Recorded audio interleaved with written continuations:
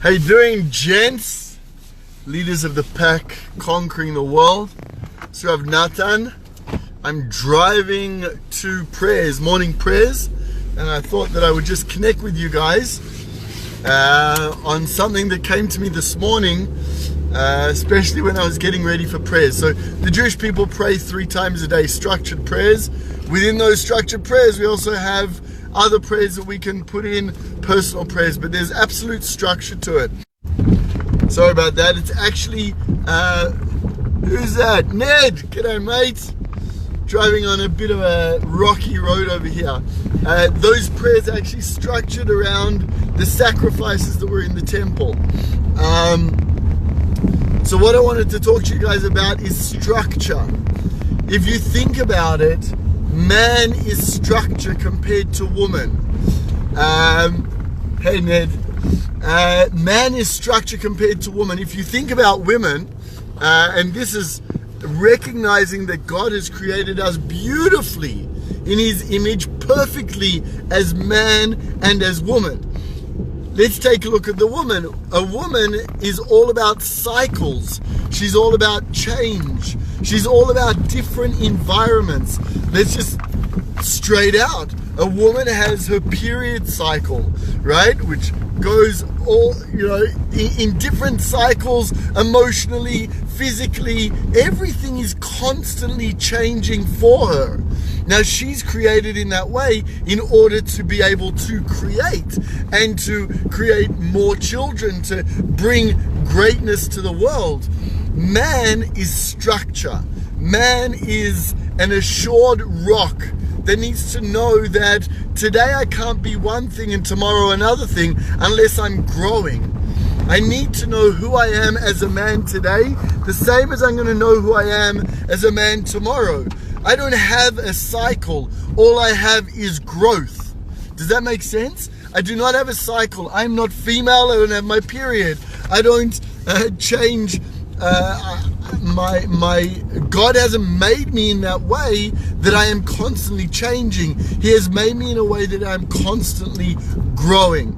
How much structure do we as men have in our lives? And how often do we allow ourselves to slip out of that structure just so that, I don't know, because today we're lazy, because tomorrow we don't feel like it. Man has to be structure. Let's talk about some of those structures. I make sure that I am the first one up in my house every single morning. Most of the time it's an hour to an hour and a half before anyone else opens their eyes. But even if it's not, say on a Shabbat morning, although I'm up an hour before most people then as well, I make sure to be up before, because I want my children and my wife to know that there is structure over here. The man, the protector, the provider is up before everybody, either learning Torah, learning my Bible, and bringing structure to my soul and my day in that way, or I am praying, or I'm working. So there is structure. As soon as my wife and my children wake up, they know that there is a reliable man awake, up and either working his soul, working his body, or working the finances, or doing good in the world, sometimes speaking to people and making sure that they're okay. So I'm almost at prayers. I just wanted to throw that out there.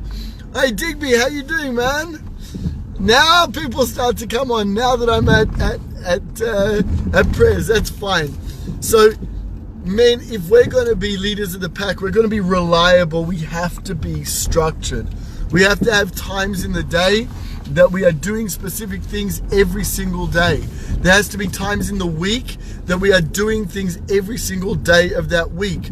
Yes, we have to be dynamic. We have to be able to change. We have to be able to shift our weight according to what our family and the world needs. But at the same time, if we're not structured, we are not reliable. A man that is not reliable is not living up to the expectations that God has of him to be the leader of his home.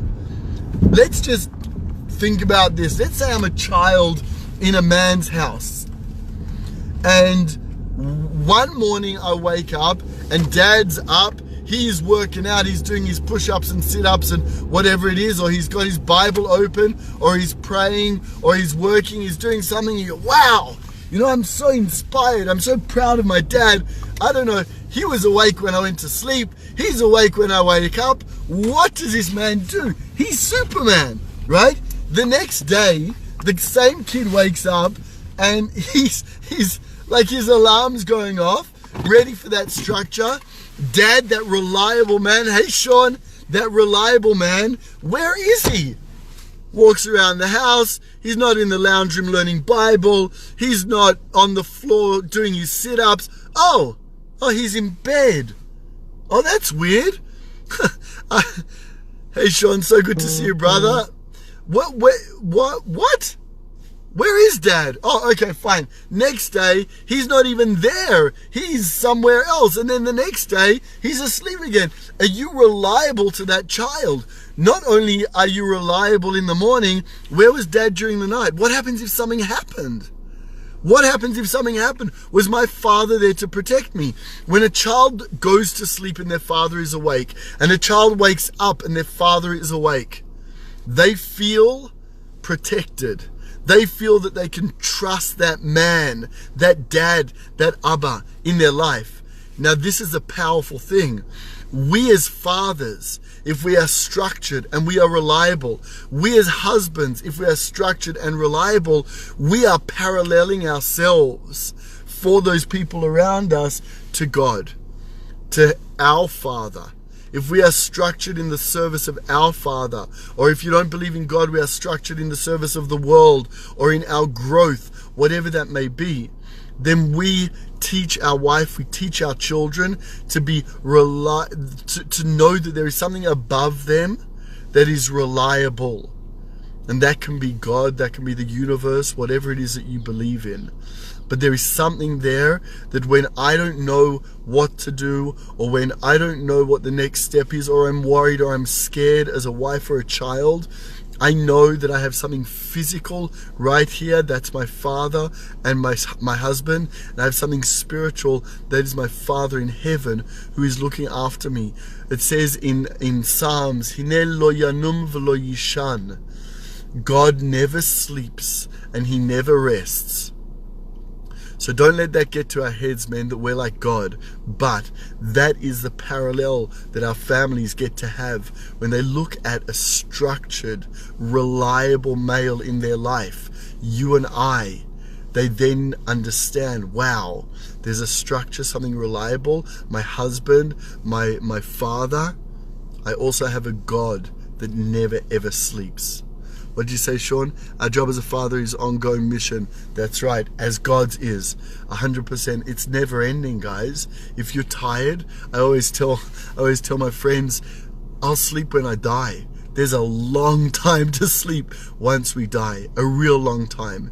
So I challenge you guys as leaders of the pack, and many of the guys that were here, they're doing this. They're waking up earlier than their wives.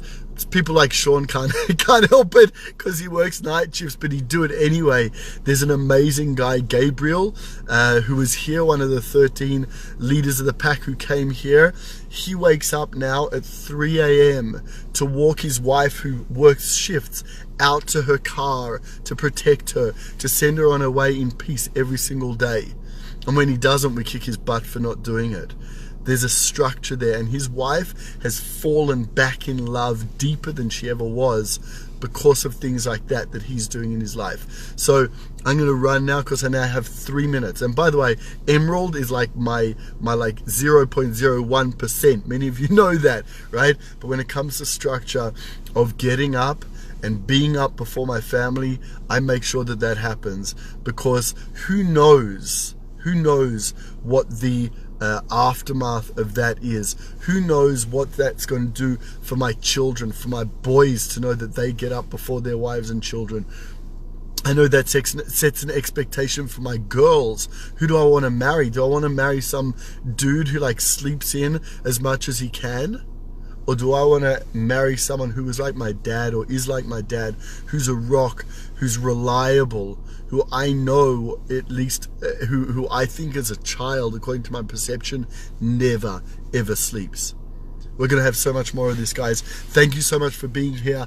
Shout out to the other guys who are on this group. I know it's like different times in America. Shout out to them. Tell them to get on here. We have over 40 members of Leader of the Pack, which is absolutely incredible, but only 23 of them or something like that have actually responded to this Facebook group. So if you know someone signed up for Leader of the Pack Conquering the World membership, just remind them to press OK or accept on this group so that they can get a whole lot more, as much as possible, because I pray to be reliable for you as I know you will be for me. God bless. Have an awesome day. Have an awesome evening.